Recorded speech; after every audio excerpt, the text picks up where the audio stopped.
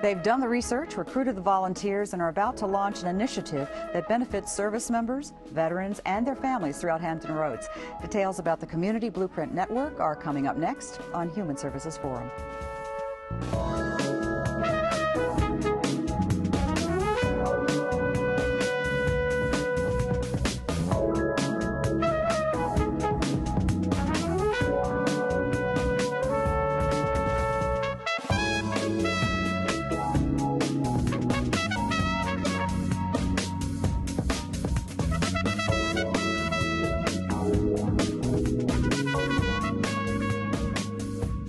Hello and welcome. Leaders from nonprofit and veteran service organizations have been working together to come up with a way to address some of the issues facing our military members, our families of military members, and our veterans throughout Hampton Roads. It's called the Community Blueprint Network, and Jennifer Taylor is the Blueprint's military outreach officer for the area, and she is joined by Megan Leahy, who is with Volunteer Hampton Roads, and her organization is working with the initiative and the folks in the initiative to make this happen. So welcome to the show. The Blueprint is something that has been in the planning stages for some time now, Jennifer, and you're now at a point where you're about to put that into action. Tell us a little bit about what got this started in the first place, and what are the issues, I mean, basically, in a nutshell?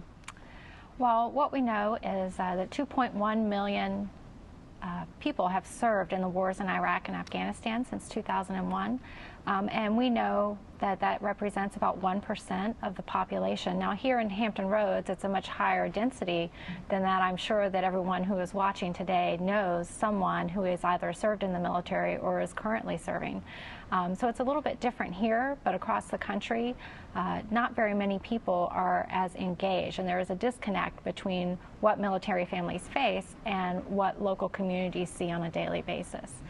So the Community Blueprint Network is designed to, it's both an approach and a tool to build cross-sector collaboration. And by cross-sector, I mean local government, federal government, state government, private companies, and nonprofit organizations, and engage citizens to all collectively come together and address the gaps in service provided to military members and their families. Okay, and it is very true with the Department of Human Services, for instance. You know, many people who need the services or even are getting the services whether they want them or not, and that could be in crisis management, but are in need of what the local community offers, and don't always know where or how to get it. And the local community doesn't always know what it is they need in the military. It's a good experience for both sides. It is true, but what's unusual about this particular population, military families, and I am a military spouse, and so is Meg, what's unusual is that we are conditioned to provide assistance and to provide help, but we're not conditioned to ask for help. And so this is an opportunity for Hampton Roads community to really just kind of lift up military families. And if you think about a colander when you're straining pasta and the military families are just running through like water in and out of the area, in and out of the area, in and out of the area, if Hampton Roads could kind of close up that colander and catch those military families when they need help the most, that would be fantastic. And that's what the Community Blueprint Network is designed to do. Okay, wonderful. And volunteers being sort of the key word here. Jennifer talks about the fact that the military is used to giving, and members of the military, their families, and as a volunteer organization or one that actually gathers all these volunteers, do you see a lot of military presence when it comes to the volunteer networks? Absolutely.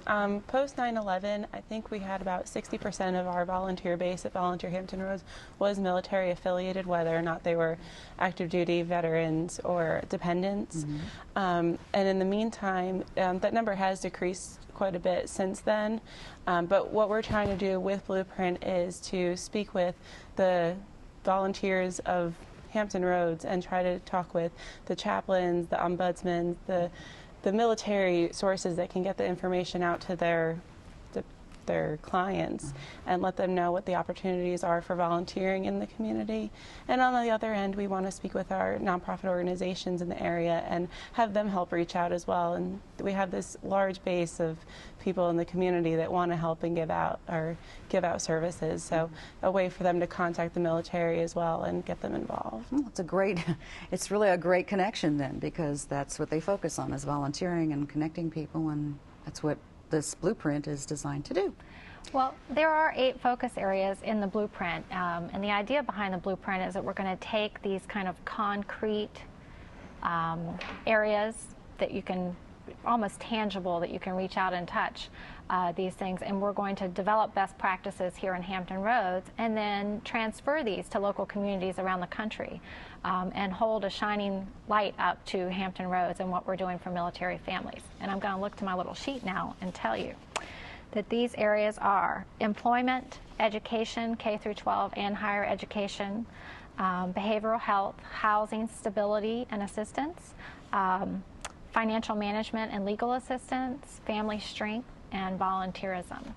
And speaking of volunteerism with Meg, we know the research has proven that military families who volunteer either together or, on different projects are stronger families when they're engaged and connected to their local communities. And then volunteering can also be a coping mechanism when you're going through deployments in difficult times. So I've certainly had that experience. And it's a great way to establish relationships on almost any level, when you think about it. So the Volunteer Hampton Roads is probably done work with military before. This is just a little more focused. Yes. We do service projects throughout the year, and throughout the year we work with our nonprofit members to find volunteers for their organizations, for whether it's special events or for their ongoing needs. And so what we're doing with Blueprint is emphasizing getting military volunteers involved in the community, and also finding the nonprofit organizations that serve military and make sure that they're promoting as best they can to let the community members know what their services entail. Okay, so everybody learns something about each other. That's great. The past, year or so, or 2 years, have you been in planning? Is this basically what you have? One of the things we found, initially we did a research study and we did a random sample of the population of Hampton Roads. We talked with over 800 individuals, of which 25% were military affiliated, meaning they either had a family member in the military or they were serving or they were a veteran. And then we also polled area nonprofit organizations and agencies. And what we found was that there was kind of a gap in communication between people in the community and the organizations. And so if you were a military member with a particular need, it was very hard to figure out how to navigate the network of support in a community. So our goal with the Blueprint is really to build a comprehensive, integrated system of care for military members and their families. That's a big job, but one that sounds like it's necessary. So the planning stage to do this is now coming to an end, and you're getting ready to implement some things? We are getting ready to implement some things, and some of our volunteer working groups have come up with some great ideas on ways that they can address gaps in service. One of the ideas that the financial management group has come up with is to have a military family financial summit where we would bring in some national speakers, and it would be internationally webcast. So our military family members and people who are serving overseas could also watch. So that's just one idea that we have cooking.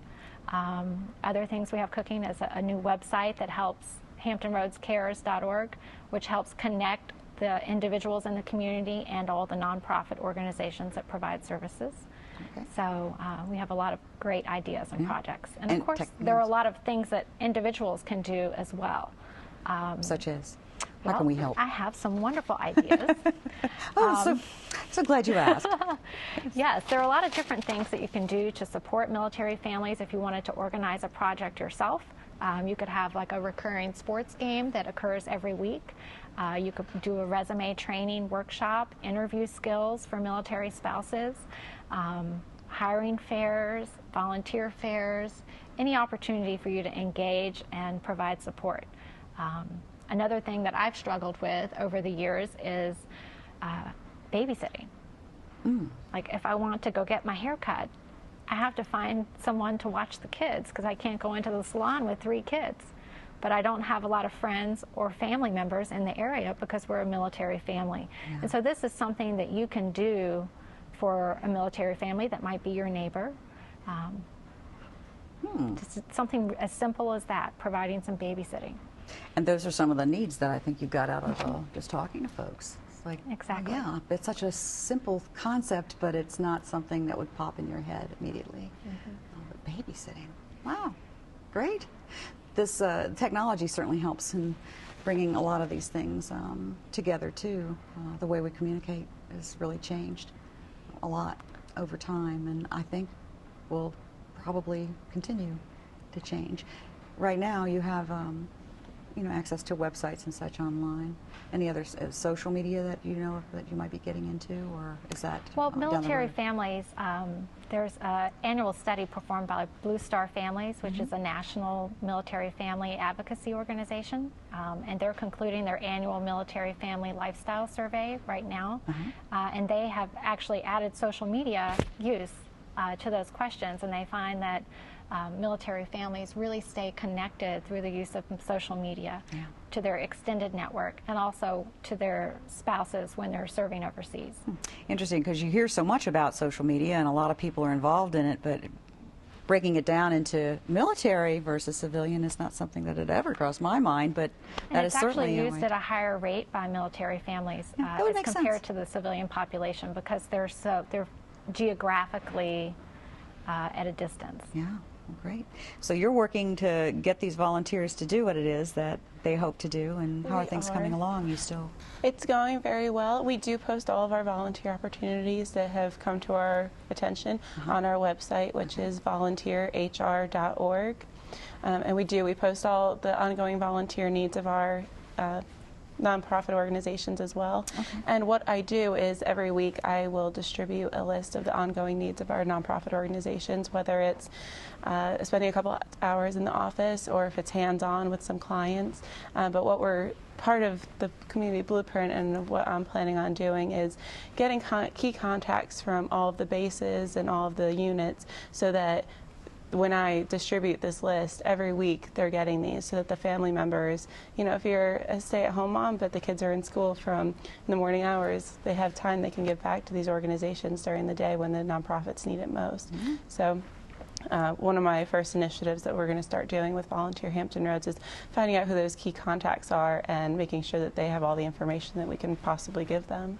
It's a lot of work to get that set up, but it's great information, and it isn't something that somebody who's just moved into the area would know how to find. At least not at this point, but you're helping. That's great. Well, I know we had talked a little bit about some of the focus areas for the Community Blueprint and some of the research that it's shown. And when we come back, we're going to rejoin Jennifer and thank Megan, of course, right now for joining us. But Jennifer's going to come back and talk a little bit more in detail about those focus areas and basically how that impacts what this initiative is set out to do. So don't go away. We'll be right back.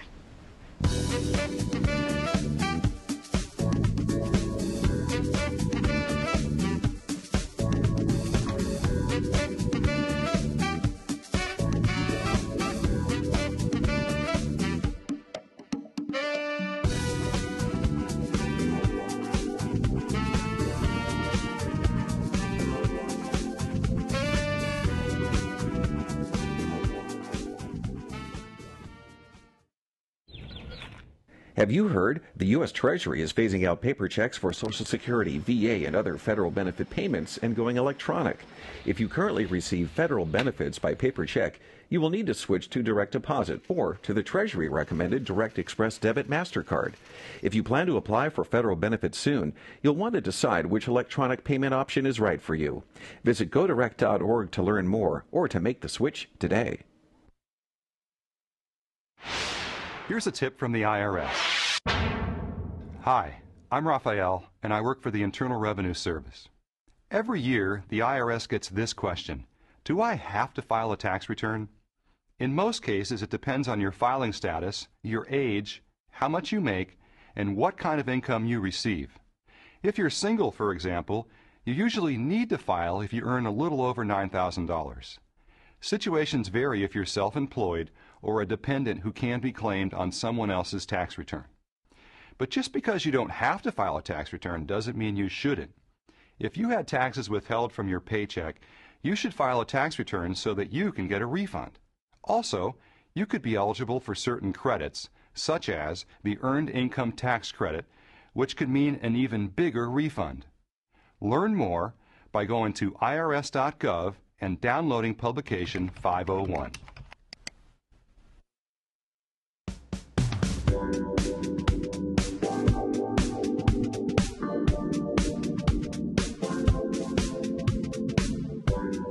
Welcome back to Human Services Forum. We're continuing with a guest, Jennifer Taylor, who is a military outreach officer for the Hampton Roads area, who is involved in an initiative called the Community Blueprint Network. And this is to connect a community, local community, and organizations that provide support services with the people in the military, their support services, and the people who need them. So, in other words, it's going to bring communities closer and more aware of one another and their needs, and that builds a great community.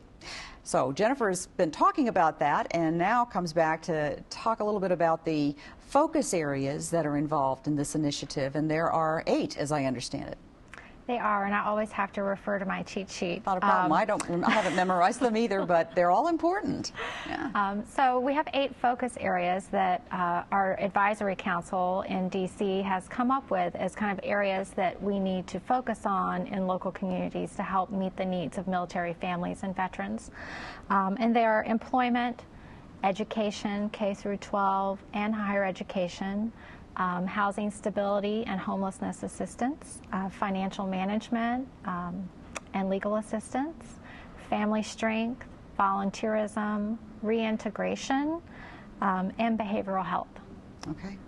All pretty strong focus areas when you consider the needs. There's a lot there. It really is, and within each one there is a lot. The mental health area is of particular significance in that we have been at war for 10 years, and a lot of things are changing every day, but we have people who have been there and have come home, and they're not the same as they were when they came home. That happens, and so what is it that we as Americans who haven't been there or maybe don't have those connections with the military perceive? How do we perceive those veterans and those people that are coming back? I'm sure quite differently than they perceive themselves. Certainly. Well, what's interesting about the injuries of war is that, like physical injuries, there are also psychological injuries, not only to the service members, but to their families as well, who are back home. And those psychological injuries are not visible when you look in the mirror or when you look at your neighbor across the street. So you really have to develop those informal relationships with the military families in your community so that you're able to provide help and assistance when you see it and can identify it.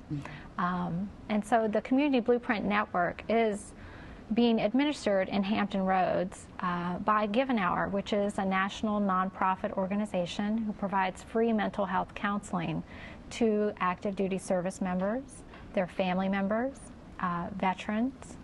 So if you or a loved one wants to talk about what's been happening in your life, you can actually log on to the website and find a provider that's licensed in your community who will provide free mental health counseling.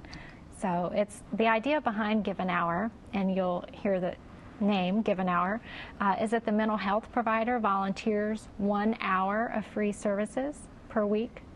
And in exchange, the person who is receiving services agrees to provide 1 hour of community service in return for those services. So it's a way of empowering the client. Yes, so they're not just taking, they're also giving back at the same time, and everything. And it's part of the healing process. And what we know about service members is that after their service concludes in the military, they still want to serve the community and to serve the public interest, and it's actually beneficial and very healing for them. So Give an Hour is that organization that tries to bring this type of service to veterans and make it a retro, well, a give and take. Reciprocal. Thank you. That was the word I was looking for. I couldn't remember it, so thank you. Reciprocal. So there's both there's giving on both sides. What's wonderful about Give an Hour is that they have, since 2007, their mental health providers have provided over 42,000 hours of free mental health counseling. That's wonderful. And so that represents at $100 average fee of $100 an hour for professional counseling. That represents $4.2 million in donated service hours. So our goal at Give an Hour is to sign up 10% of all the licensed mental health providers in the United States, which right now we're just over 6,000 people have signed up. But our goal is to get to that 10%, which would be 40,000. Wow. Which it would be really just fantastic if we could reach that goal. Well, great. So that's all kind of embedded in this whole plan and the actions that are going to be taken. So you'll be out and about trying to get people involved, whether you need the service or you're providing it. Exactly. And so, well, it's also important to note that we're not just talking about traumatic brain injury and post-traumatic stress disorder, which has gotten a lot of coverage recently in the news, in the media, but we're also talking about anxiety, grief, depression, loss, intimacy concerns. These are all acute conditions and chronic conditions that affect both the service members, the veterans, and their families. Mm-hmm. Well, it's a great opportunity then for people to take advantage of it if they know about it, which this is all part of that delivery. It is. To let them all know about it.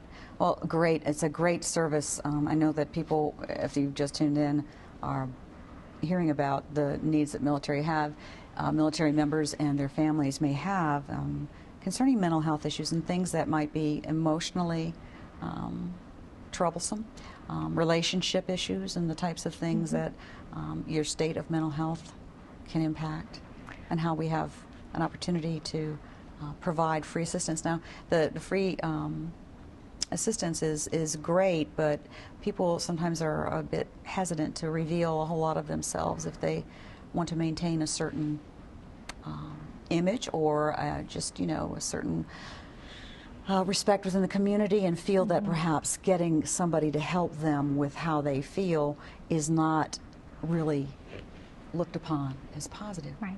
Or maybe it's hard for them to ask just because they feel like it's a weakness. This is not necessarily the case, but how does it It's not the case with Give an Hour. What's wonderful, another wonderful thing about Give an Hour, is that we help remove the stigma of asking for help. Because it's completely confidential and private. It does not become part of your military record. You can just log on to the website, put in your zip code, and you'll have a list of volunteer providers in your area that have agreed to volunteer their support. And you just call them up, make an appointment, and go. Okay. That, I think, is important, and many times when you're offered something but you want to know if you remain more or less anonymous, or that it's not something that's shared with others, it can make a difference between making that call or going online and contacting someone or not. No. Well, great stuff. It certainly can. Anything else that they're doing? I can't imagine that you're not doing enough already, but anything we have not touched on that you would like to add, or are we? Well, Give an Hour is working in the focus area of behavioral health, and that's just one of the 8 areas of the Community Blueprint Network. And our goal is to really bridge the gap in service to military families and service members and veterans. And so we're working in all of those 8 areas all across the country. Okay. Thank you, Jennifer, for joining us and telling us about a great initiative. And I'm sure you'll be hearing a lot more about it now that it's really going to be getting out there and people will be talking about it. So hopefully you've benefited and you'll tell your friends. So thanks for joining us. We'll see you again next time. Bye.